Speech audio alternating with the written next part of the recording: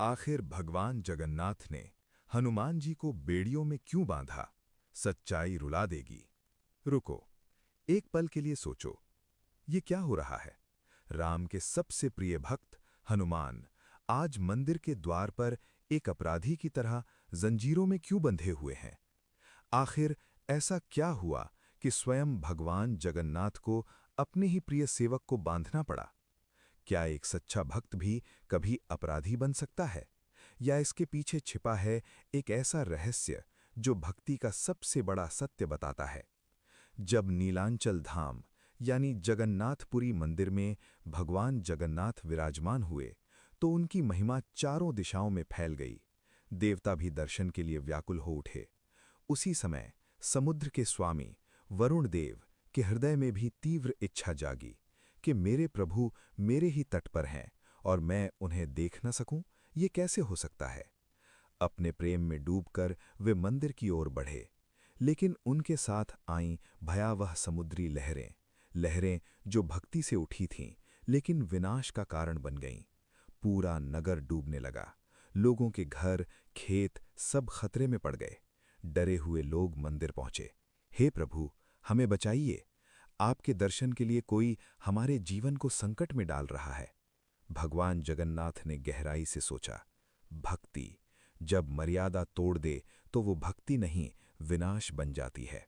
तभी उन्होंने स्मरण किया उस महावीर का जिसने असंभव को संभव किया था, और अगले ही क्षण हनुमान प्रभु के सामने उपस्थित हो गए।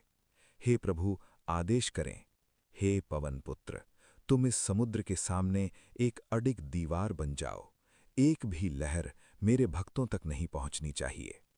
हनुमान जी तट पर बैठ गए। उनकी उपस्थिति से ही समुद्र शांत हो गया। वरुण देव भी मर्यादा में आ गए।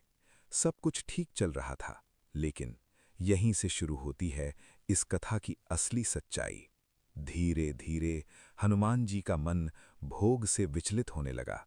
साधारण प्रसाद और उनका वानर स्वभाव, उनके भीतर एक संघर्ष शुरू हो गया। क्या मैं जीवन भर बस यही खाऊंगा? क्या मुझे अपने प्रिय फल और लड्डू नहीं मिलेंगे? एक दिन उन्होंने सोचा, बस थोड़ी देर के लिए जाता हूं, और वे चले गए। लेकिन जैसे ही वे गए, समुद्र फिर गरज उठा, लहरें फिर नगर की ओर बढ़ीं, भक्ति फिर संकट बन गई। ये बार बार होने लगा, और अंततः भगवान सब समझ गए। हनुमान, क्या तुम अपने कर्तव्य से हट रहे हो? हनुमान जी ने सिर झुका लिया। प्रभु, मैं अपराधी हूं। भगवान मुस्कुराए। नहीं हनुमान, तुम अपराधी नहीं हो, तुम बस मन पर विजय नहीं पा सके। तभी भगवान ने कहा, अब मैं तुम्हें एक ऐसा बंधन देता हूं जो तुम्हें कभी विचलित नहीं होने देगा। और अचानक स्वर्ण जंजीरें प्रकट हुईं। हनुमान जी बंध गए, लेकिन जैसे ही उन्होंने देखा, उनकी आंखें भर आईं। हर कड़ी पर लिखा था, राम राम राम। प्रभु, ये दंड नहीं, ये तो आपका नाम है। भगवान बोले, यही तुम्हारी शक्ति है। आज से तुम बेड़ी हनुमान कहलाओगे, और यहीं से मेरे धाम की रक्षा करोगे। उस दिन से हनुमान जी वहीं बैठ गए, अचल, अडिग, अमर। और तभी से जगन्नाथपुरी मंदिर की शांति कायम है। कहा जाता है कि आज भी जो भक्त सच्चे मन से वहां जाता है, उसे महसूस होता है कि कोई अदृश्य शक्ति अब भी उस धाम की रक्षा कर रही है। जय जगन्नाथ, जय बजरंगबली।